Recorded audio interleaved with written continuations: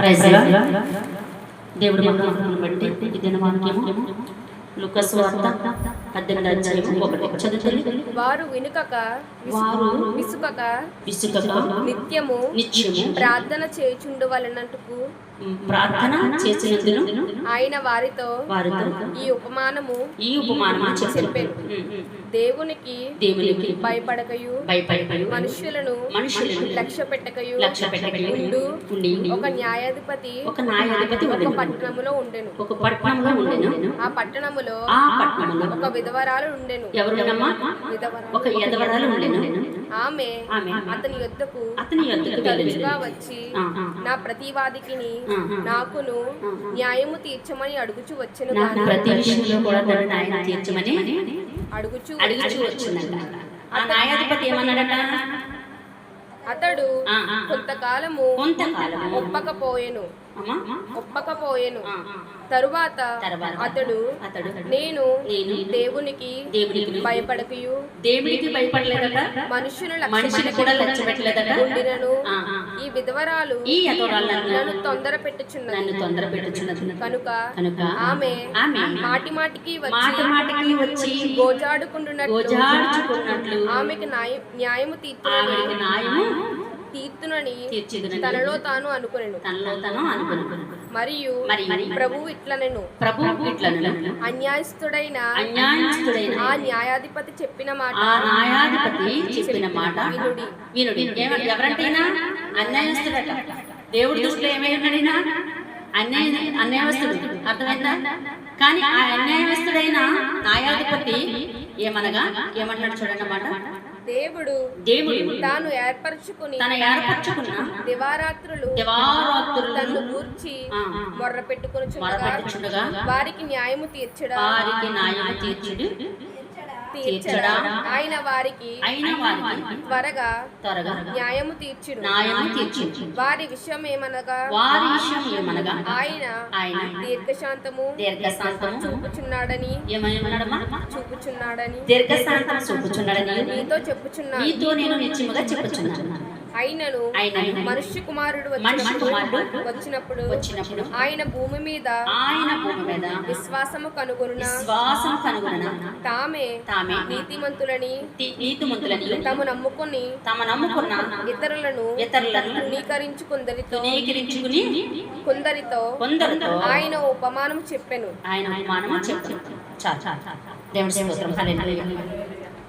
యూట్యూబ్లో చూస్తున్న వారు కూడా చాలా గమనించాలి. వాక్యంలో పడాలని చెప్తున్నారు. దేవుడు చెప్తున్న వాగ్దానంగా లూకా సువార్త 18:1 నుంచి దేవుడు మాట్లాడుతున్నారు. ఒక తీర్పు మనకి కావాలనుకోండి, ముందు ఎవరి దయ కావాలి? దేవుడి దయ లేని మనుషుల దయ ఉండదు. ఒక సేవకుడిగా ఉండాలనుకుంటే ముందు ఏం చేయాలంట? ఎవరైతే వచ్చి మాకు ఇది కావాలండి, దేవుడిని అడగండి అని అడుగుతారు కదా, అలాగే ఒక నాయకుడి దగ్గర కూడా వెళ్ళి, అయ్యా ఇవి ఎదవరాలే, ఈ ఎదవరాలు వెళ్ళి ఎవరితో అడుగుతుంది? ఈ న్యాయాధిపతి దగ్గరికి వెళ్తుంది.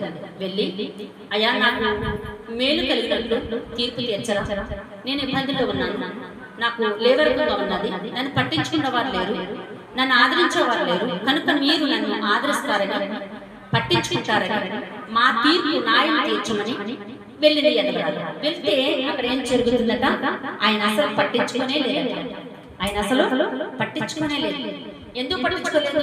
ఈ ఎదవరాలు ఏం లేదు, ధనం లేదు, అలాగే బలగం లేదు. బలగం ఉంటేనే కదా ధనం ఉండాలి, రెండోది బలగం ఉండాలి. బలగం లేదు వీడికి, ధనం లేదు. కానీ ఎవరు బలగం ఉంది? దేవుడు బలగం ఉంది ఆవిడకి. దేవుడి స్తోత్రం. నమ్మితే చప్పట్లు కొడతారా? ఎవరు బలం అండి? దేవుడు బలం ఉంది. దేవుడు బలం ఉంది కనుక ఈమె నిత్యము తొలుసుగా, అంటే ఇప్పుడు కాదు సాయంత్రం కాదు ఉదయం లేదు 2 రోజులు పోయిన తర్వాత ఇలాగ ఆవిడకి చెప్తూనే ఉన్నాడు. కానీ న్యాయాధిపతి ఏమి కూడా ఆవిడకి తీర్పు తీర్చినట్లు లేదు. అయితే దేవుడు చూస్తున్నాడు. దేవుడు చూసి ఏమన్నాడంటే, ఈయన ఏం పేరెట్టారంటే ఈ న్యాయాధిపతికి, అమ్మా ఈయన అన్యాయమస్తుడట. ఏమొస్తాడండి? అన్యాయం తీర్చేవాడు, దీనిని ప్రేమిస్తాడు, దర్దులను ప్రేమిస్తాడు, ఎదవరాలను ప్రేమిస్తాడు అని నేను న్యాయాధిపతిగా సింహాసనం ఎక్కించాను. కానీ వీళ్ళు ఏం చేస్తున్నారు? ఈ న్యాయాధిపతి ఏం చేస్తున్నాడు? అన్యాయం తీరుస్తున్నాడు. మనుషుల్లో ఇక్కడ మనుషులను రాశాడు. కొందరిని నప్పించడానికి వారి తరము చూసుకుని ఇవన్న ఇలాంటి ఎదవరాలను ఏం చేస్తాడు? ఈయన పట్టించుకోలేకపోతే యేసు ప్రభువారు ఏం చేస్తాడు? సేవకుడైనా, నాయకుడైనా, అధిపతి అయినా, ఎమ్మెల్యే అయినా, ఎంపీ అయినా ఎవరిని పట్టించుకోవాలి? ఈ భూమి మీద ఒక ఎలక్షన్ వచ్చింది అనుకోండి, ఒక మామూలుగా మనం లోకేశ్వరంగా మాట్లాడుకునేది ఏం చేస్తారు? అందరూ కావాలి ఆ రోజు కదా. మరి యేసు ప్రభువారు ఆయన తీర్పులో అందరూ కావాలి, అవునా? అందరూ కావాలి. అప్పుడు యేసు ప్రభువారు మనం తీసుకెళ్ళినప్పుడు అందరూ కావాలి. ఇక్కడ మనకి ఏదైనా ఎలక్షన్ వచ్చినా అందరూ కావాలి. మరి మధ్యలో వదిలేసేవారు ఎవరు? మనుషులు వదిలేస్తారు. మరి ఆయన అయితే తరతరములను ఆయన నిత్యముగా మనకి సిద్ధింపుగా అందరికి ఐక్యత కలిగి ఉంటాడు. ఎప్పుడు మనం వదిలేవాడు కాదు. మనుషులైతే కొద్ది రోజులు ఉండొచ్చు, కొద్ది రోజులు దిగేయచ్చు, చెప్పలేం. కానీ ఈ కొద్ది రోజులు దిగేయాలైనా, కొద్ది రోజులు ఎక్కి ఉండాలైనా, సేవకురాలైనా, సేవకుడైనా, న్యాయాధిపతులైనా ఇక్కడ ఏమన్నాడంటే ఆయన మొదటగా ప్రేమించేది ఎవరినంటే భూమి మీద ఎవరినమ్మా? యదవరాలను ప్రేమించాలి. దేవుడి స్తోత్రం. హల్లెలూయా, హల్లెలూయా. యదవరాలను ప్రేమించాలి. యదవరాలు ఎదురు వచ్చినట్టు ఏం చేస్తారు? వెనక్కి వెళ్ళిపోతారు. ఎందుకని? తనకు భర్త లేడు కదా. మరి బైబిల్ ఏం చెప్తుంది? యదవరాలు ఎదురు చాలా మంచిది. యదవరాలని ఎవరైతే శ్రమిస్తున్నారో అప్పుడే దేవుడికి ఇష్టమైన న్యాయాధిపతి. ఆ న్యాయాధిపతి దగ్గర ఏం నచ్చలేదు?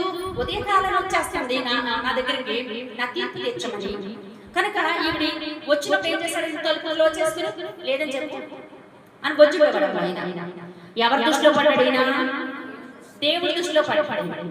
దేవుడి దృష్టిలో పడి ఆయన ఏమని పిలిచాడు తెలుసా? దేవుడు ఆయన అన్యాయమస్తుడు, న్యాయాధిపతి అన్నాడు. ఆయన పేరు ప్రత్యేకంగా పెట్టాడు కదా. ఈ రోజు నేనైనా నీవైనా అన్యాయం చేసే విధానంలో మనం ఉంటే మార్చుకోకపోతే పరలోక తండ్రి చూస్తున్నాడు. దేవుడి స్తోత్రం. హల్లెలూయా. పరలోక తండ్రి దృష్టిలో పడుచున్నాం. మొదటగా ప్రేమించేది ఎవరంటే సంఘంలో అయినా, గ్రామంలో అయినా యదవరాలను ప్రేమించాలి. రెండోది తల్లిదండ్రులు లేని వారు ప్రేమించాలి. ఆ తీర్పులు చాలా జాగ్రత్తగా తీర్చాలి. తీర్చకపోతే నీవు నేను మనుషులు చూసి మనం అనుకోవచ్చు, కానీ పరలోక తండ్రి నిత్యం చూస్తున్నాడు. దేవుడి స్తోత్రం. హల్లెలూయా, హల్లెలూయా. దేవుడు బిడ్డలారా, దేవుడు చాలా ఇష్టమైన వారు ఎవరిని అడిగితే యదవరాలు ఇష్టం, తల్లిదండ్రులు లేని వారు ఇష్టం, లేని వారికి ఇష్టం. మరి ఉన్నవారు ఇష్టం కాదా? అంటే ఉన్నవారు కూడా ఇష్టమే. జక్కని చూసాం కదా మనం. జక్కి గారిని చూసామా? మేడి చెట్టు కింద జక్కయ్య తొందరగా దిగు, ఇంటికి నేడే రక్షణ వచ్చిందని చెప్పారు. ఆయన కొట్టేస్తారు, వడ్డీ ఇచ్చుకుంటేవాడే. అయితే దేవుడు పెట్టారు అందరికీ ఆయన భూమి మీద ఎవరినైతే సృష్టించాడు ఆ సృష్టికర్త అయిన తండ్రి అందరం ఇష్టమే. దేవుడి స్తోత్రం. హల్లెలూయా. మనం ఎలా ఉన్నాం? జాబ్ చేస్తూ దేవుడు చూస్తలేదని అన్యాయంగా బతుకుతున్నావా? లేదు, నేను ఒక అధిపతిగా నిలబడ్డాను కదా, నాకేమీ భయం లేదు, అధికారం నా చేతిలో ఉందని అనుకుంటున్నావా? దేవుడు బిడ్డలారా జాగ్రత్త, సేవకులారా జాగ్రత్త. దేవుడి హెచ్చరిక మాట ఏంటంటే నేను చూస్తున్నాను పైనుంచి, నువ్వు ఎవరిని ప్రేమిస్తున్నావో నేను పైనుంచి చూస్తున్నాను. మళ్ళీ నేను సింహాసనం మీద ఒక్క స్తంభం మధ్యలోనే ఉన్నావమ్మా. నీవు సేవకురాలా 7 స్తంభాల మధ్యలో సంచరించేవాడు నీ వద్దకు వచ్చి 7 సంఘాలు కంటే శ్రద్ధ ఇవ్వగలడు. ఎలా ఇవ్వగలడు అని అడిగితే నువ్వు ప్రతి ఒక్కరిని ప్రేమించే మనసు చెక్ చేసి ఆ చెక్ చేసుకునే ముందు యదవరాల ముందు ఎలా ప్రేమిస్తున్నావో గుర్తు చేస్తావు. బురద చల్లుతున్నావా? జాగ్రత్త, దేవుడు నిన్ను చెట్ట న్యాయాధిపతి అంటున్నాడు. జాగ్రత్త, బురద చల్లొద్దు, జాగ్రత్తగా ఉండాలి. యదవరాలు కన్నీరు కారితే ఇంట్లో కూడా చూడకూడదని అంటారు. నిజం. యదవరాలు ప్రార్థన, యదవరాల మాట తప్పనిసరిగా దేవుడు వింటాడు. ఇక్కడ రాజు ఎంతగానో మరి గర్విస్తే చెడ్డ పేరుతో ఆయన పిలిచాడు. మనం అటువంటి పేర్లు ఉన్నాము, జ్ఞాపకం చేసుకోండి. మనం చెడ్డ న్యాయాధిపతి అనిపించుకోవద్దు, చెడ్డ నాయకుడు సేవకుడు అనిపించుకోవద్దు, చెడ్డ సేవకురాలు అనిపించుకోవద్దు. మనం ప్రేమించేది ఎవరంటే ఒక్కరు ఉన్నారు అని అనుకోకండి. ఆ ఒక్కరిదే మనం ఒక మాట అంటాం చూడండి. నువ్వు బ్రతికేవంటే మీ గృహంలో ఎవరో ఒకరు ప్రార్థన విన్నాడు రా అంటారు లేదా చెప్పండి. నువ్వు గెలిచేవంటే ఏదో ఒక ఓటు నీకు వచ్చింది. నువ్వు గెలిచేవు అంటే, ఈ రోడ్డు దాటేవు అంటే ఎవరో ఎవరిది నీ ప్రార్థన దేవుడు వింటున్నాడు. ఒక అనే మాట చాలా చోట్ల ఉంది ఇక్కడ. దేవుడి స్తోత్రం, హల్లెలూయా. దేవుడు పెట్టారా మన కుటుంబంలో మనం ఒక మనిషి కోసం మనం పోల్చుకోవడం కాదు, కానీ పరలోక తండ్రి కోసం మనం చూస్తే ఎదరాన్ని చాలా ప్రేమించాడు. ఆయన లాస్ట్ ఏమన్నాడు తెలుసా? ఇలాంటి ఎదవరాలని నేను ఎక్కడ చూడలేదు. చాలా మందిని మనుషులు చూసాను, నేను మనుషులు లెక్క చేయను. ఏమన్నాడు? నేను మనుషులు అసలు లెక్క చేయను, దేవుడికి అసలే భయపడను. మనుషుల్ని లెక్క చేయడట, దేవుణ్ణి లెక్క చేయడట. అంటే దేని గురించి వచ్చింది గర్వం తెలుసా? ధనాన్ని బట్టి, దేవుడి స్తోత్రం, ధనాన్ని బట్టి, అలాగే జనులను బట్టి, జనాన్ని బట్టి ఏమంటున్నాడు? నేను మనుషులకు భయపడను, నేను దేవుడు కూడా భయపడను. కానీ ఎదవరాలకు భయపడ్డాను నేను. దేవుడి స్తోత్రం, హల్లెలూయా, హల్లెలూయా. ఏమండి గంగారత్న గారు, మిమ్మల్ని చూసి భయపడ్డాను నేను. దేవుడి స్తోత్రం, హల్లెలూయా. ఇలాగా దేవుడు చెప్తున్న మాట ఏంటంటే, ఎదవరాలకి న్యాయాధిపతి భయపడినట్లు చూస్తున్నాం మనం. ఈ మాట ఎందుకో తెలుసా? దేవుడు పిల్లలు ప్రార్థన చేస్తే పెనిగిల్లాడే ప్రార్థన చేయాలి. ఎదవరాల పెనిగిల్లాడే ప్రార్థన చేయాలి. న్యాయాధిపతిని నీవు చెడ్డ న్యాయాధిపతి అని అన్నాడు అంటే దేవుడు నీ ప్రార్థన వలనే. జాగ్రత్త కలిగి మన యూట్యూబ్ లో చూస్తున్న తల్లి తండ్రి ప్రతి ఒక్కరు, నా సహోదరులారా, దేవుడు చెబుతున్న మాట ఏంటంటే, మీ ఇంట్లో ఎదవరాలుందా? ప్రేమించండి. ప్రేమిస్తేనే మీ కుటుంబానికి సంతోషం. మీ కుటుంబాల్లో మీ చుట్టాల బంధువులు ఉన్నారా? ప్రేమించండి. మీ ఇరుగు పొరుగులో ఉన్నారా? ప్రేమించండి. ఎందుకో తెలుసా? న్యాయాధిపతి చూస్తున్నాడు, న్యాయం తీర్చేవాడు చూస్తున్నాడు. ఒంటరిగా ఉన్నది ఈవిడికి ఎవరు ఉన్నారులే అనుకుంటున్నారా? అలా అనుకోకండి. న్యాయాధిపతి ఉన్నాడు. ఎవరెవరి భగవంతుడైన కుమారుడు యేసుక్రీస్తు వారు చూస్తున్నాడు. జాగ్రత్త కలిగి ఉండాలి. మనం ప్రతి ఒక్కరం కూడా మనం జాగ్రత్తలు కలిగి ఉంటే దేవుడు ఏం చేస్తాడు తెలుసా? నిన్ను ఉన్నతమైన స్థితిలో తీసుకెళ్తాడు.